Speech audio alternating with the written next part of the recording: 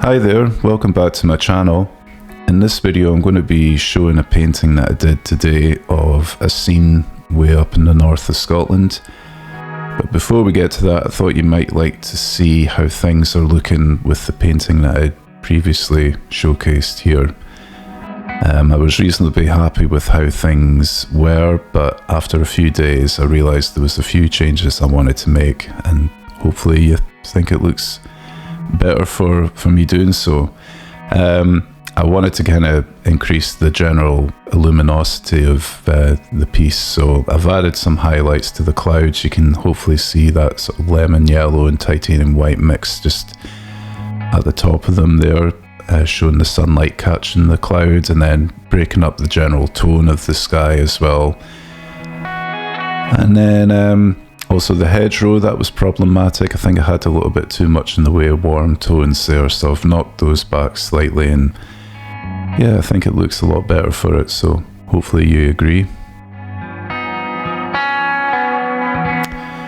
Okay, so the image I'm painting today is of Ben Loyal, which is a mountain way up in the north of Scotland in an area called Sutherland. My fiance and I, we visited in October 25 for a few nights, and I absolutely loved it. It was a really inspiring trip. There was so much in the way of autumnal scenes everywhere we looked, lots of rich reds and browns in the landscape, and also no shortage of really moody looking skies. So this image in particular I thought would make for a great painting.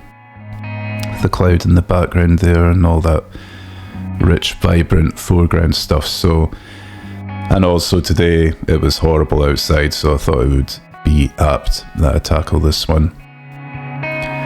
So as always, I'm just starting off with the sky, getting that blocked in. This is a mix of titanium white, Payne's grey, and a little bit of raw umber. And despite the fact it was a very rainy, overcast day, there were areas where the sunlight was managing to break through that thick rain cloud, so I'm just trying to represent that here by just increasing the titanium white in the mix and applying that. Similarly, just to try and illustrate the darker regions as well, I'm just increasing the Payne's grey and getting in some of the darker clouds here too.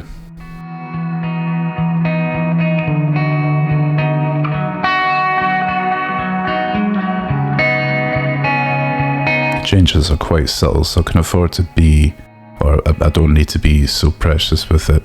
Just applying it and seeing how things look and take it from there. So using the same mix but just increasing the Payne's grey and raw umber, and I think there's maybe a little bit of Prussian blue mixed in there as well, and just slowly blocking all that stuff in.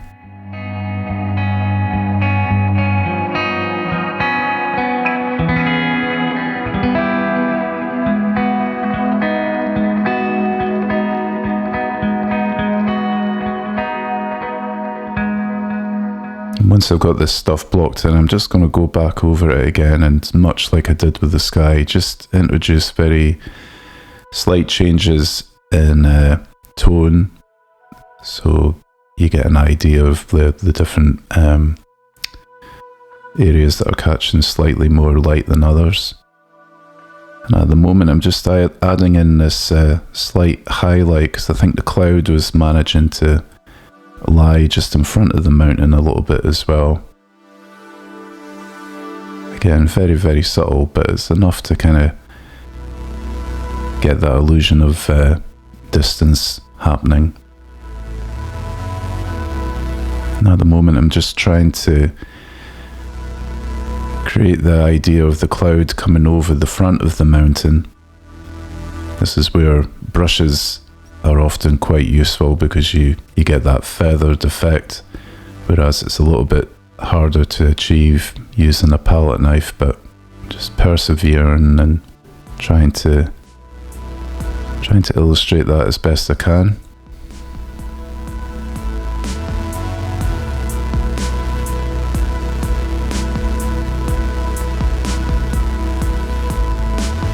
as I said, just trying to break up the sort of one block color of the mountain by adding in these different tones.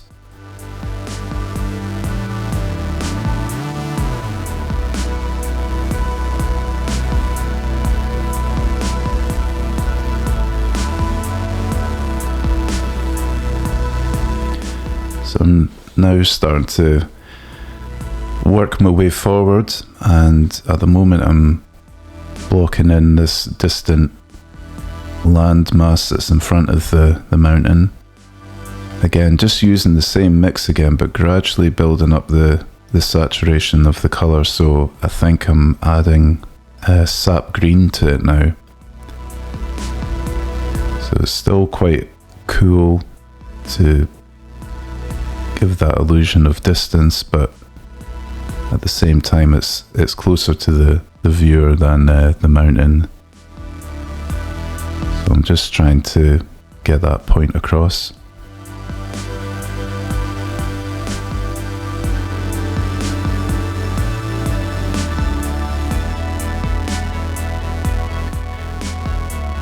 As I say, just working my way forward. So this bit of hill is closer still, so again the saturation is getting increased. This time I'm adding some burnt sienna to the mix,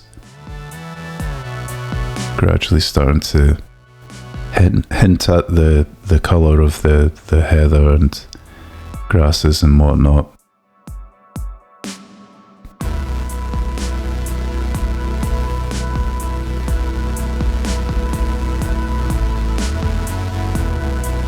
Not trying to be too precise with anything either. I'm just blocking it in, and then once that stage is complete, I can go back over everything and refine things a little bit more.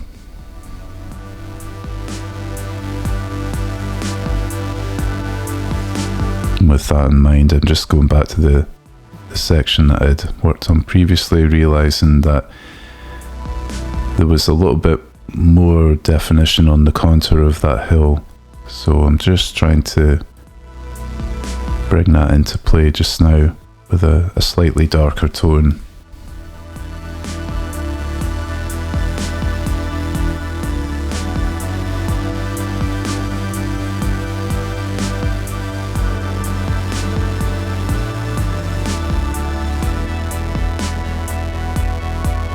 I'm also trying to get rid of some of the peaks in the paint as well. I like a lot of texture in my paintings, but sometimes it's appropriate to try and smooth things over a little bit more depending on the circumstance, and in this case with the mountain and the clouds being off in the distance, I think it kind of helps to smooth that stuff off to create that illusion of depth and distance. So I'm now starting to get the foreground stuff locked in. The saturation's been dialed up now. You're seeing a lot more in the way of warmer colours appearing. So I'm using burnt sienna, sap green, and I think I've maybe got a bit of Indian red in there as well. I was looking forward to doing this section with all the heather and grasses and all that rough foliage present. It was going to lend itself quite well to how I paint, you know, a lot of thick textures, and I can really sort of work into it and get that stuff across, or try to at least. So I think at this stage I was just eager to get rid of that ground base red tone that I'd toned the canvas with. And once that's done, it's much easier to determine what the painting is needing.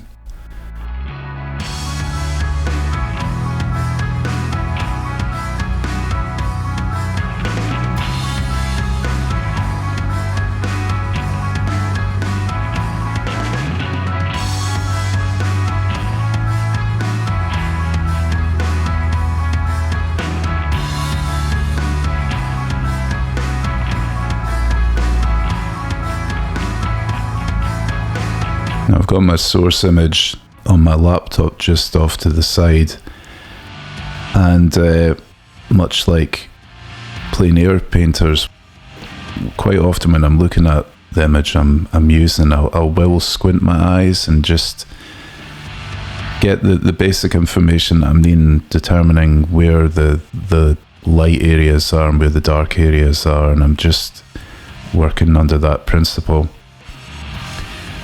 So as I say, just starting to introduce the darkest elements right down at the bottom of the canvas, which is right in front of the viewer. And again, all of this is helping to reinforce that illusion of depth, that sort of three-dimensional effect.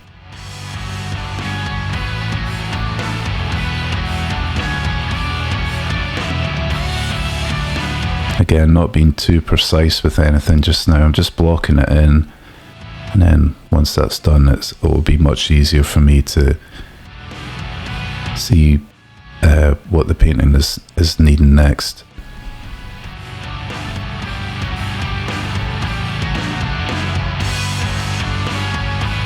You can already see the texture starting to build up there.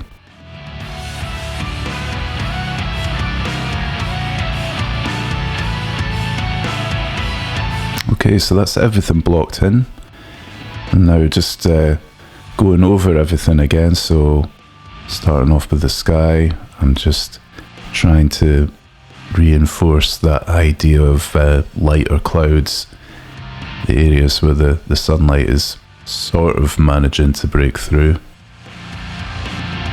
Pretty much just straight up white, maybe with just a small touch of lemon yellow in there.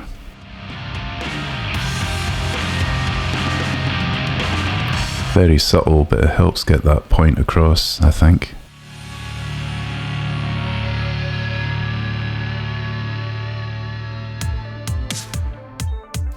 And now moving on to the foreground. I was quite happy with how the midground stuff was looking. I didn't really see any need to go over anything there, so I'm just moving straight into the foreground. At the moment, just bringing in some of the darker shadows. I'm just using like a mix of sap green and ultramarine blue, and increasing the saturation of that the further forward we are to the viewer, as those shadows will be the darkest ones.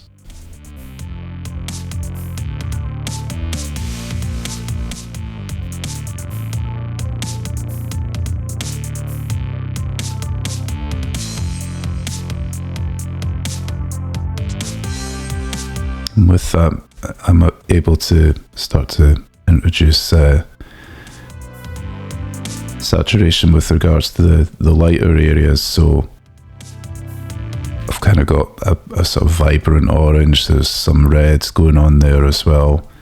And then similarly, sort of a little bit further back, I'm making use of Naples yellow. It's a colour that I often really enjoy using in a landscape. It's quite good at sort of highlighting those or representing those highlighted areas that are not so far forward, but you know, require a little bit of warmth to them. And I'm just going back and forth between highlights and shadows and just adding them in and taking a step back from the canvas and seeing how it's looking and what is needing attention.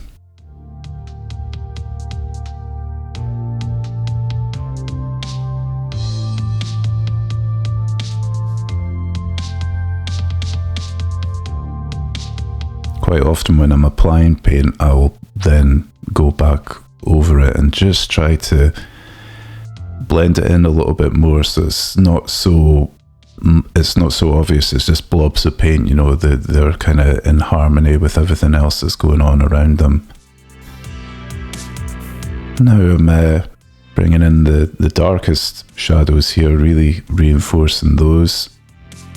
These are areas below bits of heather and whatnot that were really kind of standing out in the foreground, and then similarly increasing the saturation on some of the highlighted areas. So bringing in that orange and some of the reds as well.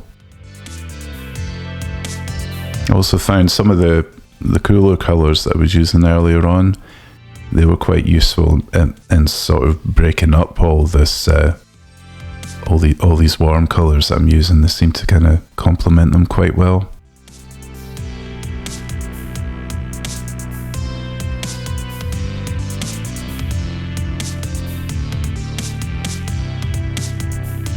Just introducing some of the greens that I've seen in the source image, and green being a complementary colour to red, it really kind of pops here, which I was really enjoying. And as I was saying earlier, I just really want to try and get rid of the peaks and whatnot in the sky and stuff way off in the background. I mean, I love to apply paint quite thickly, you know, and at the moment I'm working on a canvas. Normally I prefer to work on board, but it's often quite difficult to find boards in a panoramic size that I enjoy, so quite often I have to resort to using canvas, which is fine, but I really don't want any of the texture of the canvas to show through at all. I just want it to be solid paint, so I'm applying it liberally, but then at this stage I'm just going over it all and trying to make it as smooth as I can. Moving back to the foreground, and I'm kind of getting close to the end here. I'm just adding some more highlights here and there.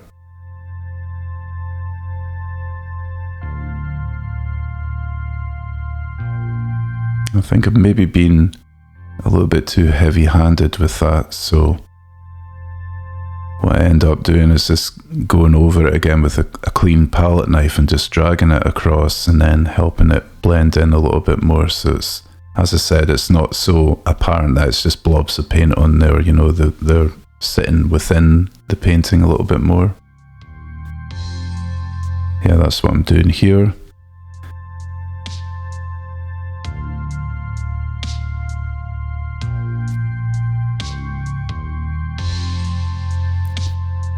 So I'm just building things up like that. I think at the moment I'm using some yellow ochre from Jackson's own brand. This is their professional paint. This stuff is amazing. Very, very thick. You can barely get it out of the tube, but once you manage to get it on the palette, it's wonderful stuff. Yeah, I really enjoy using that particular colour. Bringing in a lot of warmth where it's been needing it, and a nice change from the burnt sienna and Venetian red that I've been using up until this point.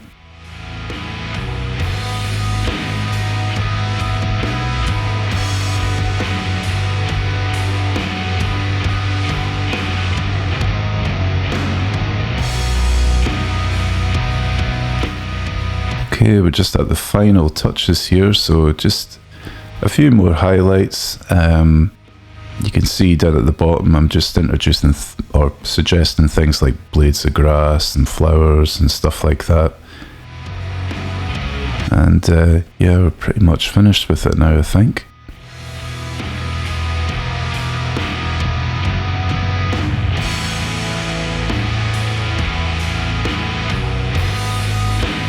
So here we are. I'm really happy with this one. I'm glad I managed to kind of get it all done in one sitting. I try my best to paint in an alla prima style, meaning that it's all done in one sitting whenever possible. Sometimes the painting will require a little bit more work and I'll need to leave it and come back to it at a later date, but this one I think it might be finished. I don't want to say for definite, you know, I'll sit with it for a little while, see if anything stands out to me, but certainly at the moment I'm quite happy with it.